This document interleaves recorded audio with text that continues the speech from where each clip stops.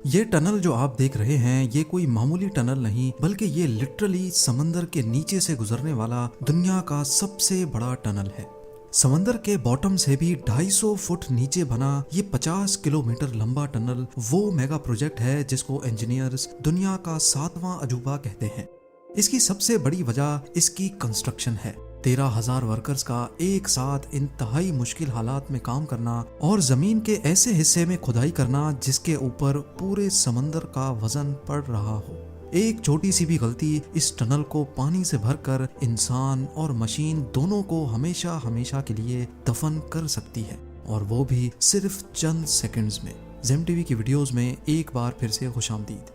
नाजरीन, करीब 13,000 साल पहले आखिरी आइस एज जब खत्म हो रही थी तो उसने आज के इंग्लैंड और यूरोप को एक दूसरे से अलग कर दिया था। इनकी सेपरेशन की वजह बना समंदर का ये हिस्सा जिसको आज इंग्लिश चैनल कहा जाता है। वैसे तो ये चैनल काफी फैला हुआ है, लेकिन इस पॉइंट पे आकर ये काफी नैरो हो जाता है और यहीं पर इंग्लैंड और फ्रांस एक दूसरे से 33 किलोमीटर ही दूर होते हैं। हिस्ट्री में कई बार इस दूरी को खत्म करने की कोशिश की जा चुकी है, लेकिन ये एक्सपेरिमेंट्स कई जाने गंवाने के बाद बंद कर दिए गए थे, क्योंकि शायद तब टेक्नोलॉजी बहुत लिमिटेड हुआ करती थी।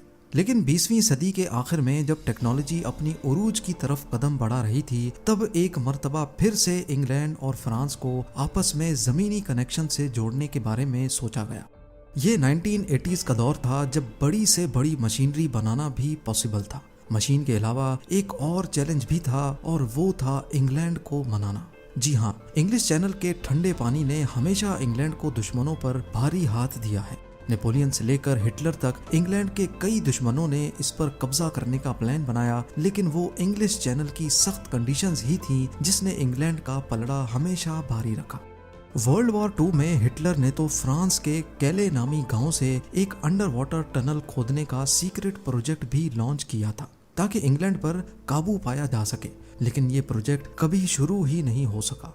खैर, हिटलर के मरने और वर्ल्ड वॉर 2 के बाद यूरोप में बहुत तब्दीली आना शुरू हो गई। बिजनेस बूम करने लगा और हर तरफ खुशहाली ही खुशहाली थी। फ्रांस और इंग्लैंड जो कभी दुश्मन थे, उन्होंने इंग्लिश चैनल के जरिए ट्रेड करना शुरू कर दिया। वक्त गुजरता गया और 1986 में इन दोनों देशों ने डिसाइड किया कि अब इस रुकावट को हटाकर इंग्लैंड को यूरोप के साथ कनेक्ट कर दिया जाए। इंग्लैंड में इस डिसीजन पर काफी प्रोटेस्ट हुए, क्योंकि कई लोगों को इंग्लैंड की इस आइलैंड सल्तनत पर बहुत फख्र था। कई महीनों की लंबी टॉक्स के बाद दोनों देशों ने फाइनली एक अंडर सी टनल बनाने का एग्रीमेंट कर लिया। इसको चैनल टनल का नाम दिया गया, जिसको अक्सर लोग यूरो टनल भी कहते हैं। एग्रीमेंट में ये तय पाया था कि इंग्लैंड और फ्रांस की टीम्स अपनी अपनी साइड से टनल खोदेंगी और दोनों टनल्स सेंटर पॉइंट पे आकर कनेक्ट होंगे। ये प्रोजेक्ट शुरू होने से पहले ही एक बहुत बड़ा फेलियर लग रहा था। समंदर के नीचे करीब 38 किलोमीटर लंबा टनल बनाना ये कोई ऐसा टास्क नहीं था जिसको कोई एक इंजीनियरिंग फर्म बनाने की हिम्मत करती। आखिरकार ये तय पाया कि 10 इंजीनियरिंग फर्म्स इस प्रोजेक्ट को एक दूसरे के साथ कोलैबोरेट करके कंस्ट्रक्ट करेंगी। चैनल टनल का डिजाइन बनने से पहले ये जानना जरूरी था कि टनल में कौन सी ट्रांसपोर्ट चलेगी और ये शुरू कहाँ से होगा और ख़त्म कहाँ पर। म्यूचुअल अंडरस्टैंडिंग से ये तय पाया कि टोटल 3 टनल्स बनाए जाएंगे, जिसमें इंग्लैंड और फ्रांस के दरमियान रेलवे लूप चलेगा। इसका एक टर्मिनल फ्रांस के शहर कैले, जबकि इंग्लैंड में फोक स्टोन पर दूसरा टर्मिनल होगा। टनल की टोटल लंबाई 56 किलोमीटर होगी, जिसमें से समंदर के नीचे वाला पार्ट 38 किलोमीटर लंबा होगा। 1986 में जाकर फाइनली चैनल टनल की कंस्ट्रक्शन स्टार्ट कर दी गई। सबसे बड़ा मसला जो इंजीनियरिंग टीम को फेस करना था वो था टनल बोरिंग मशीन का, जिसको TBM भी कहा जाता है। क्योंकि आज से पहले ऐसा कोई प्रोजेक्ट ही नहीं बना था, इसी वजह से इस खास डायामीटर का TBM भी अवेलेबल नहीं था। पहले इस TBM मशीन को स्क्रैच से बनाना पड़ेगा। हजारों मील दूर सिएटल वॉशिंगटन में इस खास टनलिंग मशीन को बनाने का काम रॉबिन्स कंपनी के सुपुर्द किया गया, जो बोरिंग मशीन बनाने के एक्सपर्ट्स हैं। कंप्लीट होने के बाद ये देव कामत मशीन 800 फुट लंबी और 1500 टन वजनी होगी। इसका डायामीटर 50 फुट होगा, जिसके आगे टंगस्टन कार्बाइड के कई सौ तेज धार ब्लेड्स लगे होंगे। इसमें लगी हाइड्रोलिक लेग्स इसको आगे की तरफ धकेलेंगी। मिट्टी और टूटे हुए पत्थरों का मलबा बाहर निकालने के लिए मशीन में ही एक कन्वेयर बेल्ट लगा होगा जो मलबे को सर्विस ट्रेन तक लेकर जाएगा और फिर ये ट्रेन मलबे को टनल से बाहर ले जाएगी। ये टनल बोरिंग मशीन अपने आप में ही एक अजूबा थी। पुरानी टेक्निक जिसमें पहाड़ों के अंदर ब्लास्ट करके टनल बनाया जाता था, उसके मुकाबले में ये मशीन डेवलपर्स के लिए एक बहुत बड़ी नेमत थी। पर ये नई टेक्नोलॉजी अपने साथ ढेर सारे खतरे भी लेकर आई। समंदर के बॉटम से भी 250 फुट नीचे बोरिंग के दौरान अगर कहीं से पानी लीक हो गया तो उसका प्रेशर इतना ज्यादा होगा कि वो सेकंडों में इंसान और मशीन दोनों को गर्क कर देगा। सर्वे से मालूम पड़ा कि इंग्लैंड साइड के समंदर के नीचे चॉक की लेयर मौजूद है जो पानी की लीकेज को टनल में आने से रोक पाएगी। पर फ्रेंच साइड पे समंदर के नीचे जमीन पे काफी क्रैक्स हैं जहां ये टीबीएम काम नहीं कर पाएगी। उसके लिए अलग से एक नई टीबीएम बनाने का फैसला किया गया जो टनल बोरिंग के साथ साथ एक सबमरीन भी होगी। ये पानी का उतना प्रेशर बर्दाश्त कर पाएगी जितना वर्ल्ड वॉर 2 की सबमरीन्स कर पाती थी। जब ये मशीन तैयार हुई तो ये अपने साथ एक नया चैलेंज लेकर आई। जमीन से 200 फीट नीचे इसको पहुंचाया कैसे जाए।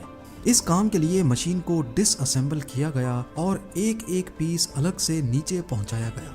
इसको जमीन के अंदर जाकर दोबारा से असेंबल करना था जिसमें कई महीने और लाखों डॉलर का खर्चा लग गया। प्रोजेक्ट को स्टार्ट हुए 2 साल गुजर चुके थे। 1988 में फाइनली दोनों साइडों पे खुदाई का काम शुरू कर दिया गया। मिट्टी और पत्थरों के मलबे की इतनी ज्यादा क्वांटिटी को डिस्पोज ऑफ करना भी अपने आप में एक बहुत बड़ा टास्क था। एक दिन में ये मशीन 750 स्क्वायर फीट पत्थरों को काट रही थी और सिर्फ 1 घंटे में 2400 टन जितना मलबा जमा होता जा रहा था। इंग्लैंड वाली साइड पर इस मलबे को फोक्सटोन और डोवर के बीच में शेक्सपियर क्लिफ के नीचे डालकर सैम्फायर हो नामी ये कंट्री पार्क बनाया गया था और इसी वजह से ही ये कोस्टल लाइन से थोड़ा बाहर निकला हुआ है। फ्रेंच साइड से इकट्ठा होने वाला मलबा कीचड़ की फॉर्म में था जिसको सेंगेट के करीब फॉन पिगियन वैली में डालकर एक आर्टिफिशियल लेक बनाई गई। एक तरफ इतना ज्यादा मलबा टनल से बाहर निकाला जा रहा था तो दूसरी तरफ अंदर लेकर जाने वाला सामान भी काफी ज्यादा था।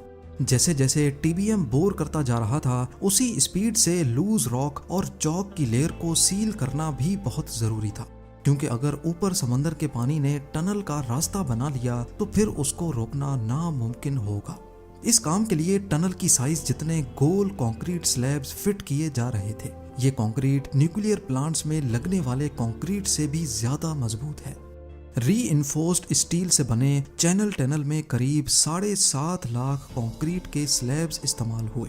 इन स्लैब्स की एक पूरी रिंग का वजन 40 टन के बराबर है, यानी ये टोटल इतना ही कंक्रीट है जिससे 8 बुर्ज खलीफा जैसी बिल्डिंग्स बनाई जा सकती हैं। इनको सर्विस ट्रेन में डालकर टनल तक पहुंचाया जाने लगा, जहां एक स्पेशल मशीन थी जो इनको अपनी जगह पे फिट करती जा रही थी। कई हफ्ते गुजरते गए और फिर महीने। दोनों तरफ से टनल आहिस्ता आहिस्ता बढ़ता जा रहा था। सबको सिर्फ एक ही चीज का इंतजार था कि कब ये दोनों टनल्स आपस में मिलेंगे। लेकिन ये काम जितना देखने और सुनने में आसान लग रहा है, हकीकत में काफी ज्यादा कॉम्प्लिकेटेड था। दोनों टीबीएम अगर ठीक पोजीशन में आगे नहीं बढ़ेंगी तो जाहिर है दोनों टनल्स समंदर के नीचे एक दूसरे से कभी नहीं मिल पाएंगे। इस मसले के सॉल्यूशन के लिए laser beam guidance system use किया जा रहा था। एक लेजर इंग्लैंड वाली मशीन में लगा था तो दूसरा फ्रेंच मशीन में। दोनों गाइडेंस सिस्टम आपस में एक दूसरे से वायरलेसली कनेक्टेड थे। जब भी कोई एक मशीन अपनी पोजीशन बदलती तो गाइडेंस सिस्टम मेन कंप्यूटर को सिग्नल भेजकर हाइड्रोलिक जैक से बोरिंग मशीन के हेड की पोजीशन चेंज करवा देता था, जिससे दोनों टनल्स वापस से एक दूसरे के साथ अलाइन हो जाते थे। ये गाइडेंस सिस्टम सही से काम कर भी रहा था कि नहीं, इसको कंफर्म करने के लिए आखिरी 100 मीटर के फासले पर दोनों मशीन बंद कर दी जाएंगी और फिर अगली साइड पे एक स्टील रॉड भेजकर कंफर्म किया जाएगा कि वाकई दोनों टनल्स की पोजीशन एक्यूरेट है कि नहीं। 3 साल की लगातार बोरिंग के बाद आखिरकार अब वो वक्त आ चुका था जब बीच का फासला सिर्फ 100 मीटर रह गया और प्लान के मुताबिक एक स्टील रॉड भेजी गई। दोनों टनल्स की पोजीशन ऑलमोस्ट एक्यूरेट थी, सिर्फ इनमें 10 इंचेस का डिफरेंस था जो कि अलाउड लिमिट में ही आता है। अब इंजीनियरिंग टीम का सबसे बड़ा और सबसे कड़ा इम्तिहान था। दोनों टीबीएम्स में से एक को सुसाइड कराना बहुत जरूरी था। जी हाँ, क्योंकि दोनों टनल्स में 2 फुट मोटे कंक्रीट स्लैब्स लग चुके थे, यानी टनल का डायामीटर 50 फुट से कम होकर अब 46 फीट बचा था और टीबीएम यानी बोरिंग मशीन का डायामीटर 50 फुट था। काम खत्म होने पर 50 फुट बड़ी मशीन 46 फीट के टनल में से वापस तो बाहर आ नहीं सकती। इसीलिए इस मसले का सॉल्यूशन ये निकाला गया कि दोनों में से एक मशीन को रास्ते से हटाना पड़ेगा, जिसको इंजीनियर्स मैकेनिकल सुसाइड कहते हैं। तो ये बल्ली चढ़ाई गई इंग्लैंड वाले टीबीएम पर। इसका एंगल चेंज करके इसको जमीन की तरफ किया गया और कई 100 फीट नीचे जाने के बाद इसको वहीं छोड़ दिया गया जहां आज तक ये दफन हुई पड़ी है। अब कंस्ट्रक्शन का फाइनल मोमेंट करीब आ चुका था। फ्रेंच टीबीएम आगे बढ़कर फाइनली इंग्लैंड टनल से जा मिला और यहाँ पहुंचकर फ्रेंच टीबीएम को डिसअसेंबल करके बाहर निकाल लिया गया। अब आप सोच रहे होंगे कि डिसअसेंबल तो इंग्लैंड टीबीएम को भी किया जा सकता था, तो फिर उसको दफन क्यों किया? असल में बोरिंग मशीन को डिसअसेंबल करने में जितना खर्चा हो रहा था उससे कम खर्चे में नई मशीन तैयार हो जाती। इसलिए कंपनी पहले देखती है कि उनको कौन सा ऑप्शन कम नुकसान देगा। उस बिना पर यह फैसला किया जाता है कि इसको हमेशा हमेशा के लिए दफन करना है या फिर वापस बाहर निकालना है। 13,000 सालों में पहली बार दोनों कंट्रीज के दरमियान दोबारा से लैंड कनेक्शन बनने जा रहा था। इस इवेंट के लिए जितने भी वर्कर्स काम कर रहे थे, हर कंट्री का एक एक वर्कर चुना गया। उन्होंने आखिरी चौक की लेयर को मैनुअली जैक हैमर से तोड़ा और मीडिया इवेंट के लिए एक दूसरे से फ्लैग्स एक्सचेंज किए। हजारों साल पहले ग्लेशियर्स की वजह से जुदा होने के बाद फाइनली अब इंग्लैंड और फ्रांस दोबारा से जुड़ चुके थे। ये वाकई एक बहुत बड़ा करिश्मा था जिसको सेलिब्रेट करने के लिए जश्न मनाया गया। कई सालों की खून पसीने की मेहनत आखिरकार रंग ला चुकी थी। फिनिशिंग का काम कंप्लीट करने के बाद 6 मई 1994 को फाइनली चैनल टनल को ओपन कर दिया गया। इस प्रोजेक्ट पे होने वाले खर्चे को अगर आज की डेट में एडजस्ट किया जाए तो ये 12 अरब पाउंड्स यानी 1190 अरब रुपए बनते हैं। कंस्ट्रक्शन के पीक पर चैनल टनल में 13,000 वर्कर्स काम करते थे, जबकि 10 वर्कर्स हादसाती तौर पे काम के दौरान मारे भी गए। इस पूरे प्रोजेक्ट में टोटल 3 टनल्स हैं, 2 ट्रेन्स के लिए और एक छोटा टनल बनाया गया है जिसको इमरजेंसी में इस्तेमाल किया जाता है। आज हर रोज करीब 60,000 पैसेंजर्स इस टनल को इस्तेमाल करते हैं, जिसमें 4,600 ट्रक्स, 140 कोचेज और 7,300 गाड़ियां भी शामिल हैं, जिनको कार्गो ट्रेन में पार्क करके टनल क्रॉस करवाया जाता है। उम्मीद है ज़ेम टीवी की ये वीडियो भी आप लोग भरपूर लाइक और शेयर करेंगे। आप लोगों के प्यार भरे कमेंट्स का बेहद शुक्रिया। मिलते हैं अगली शानदार वीडियो में।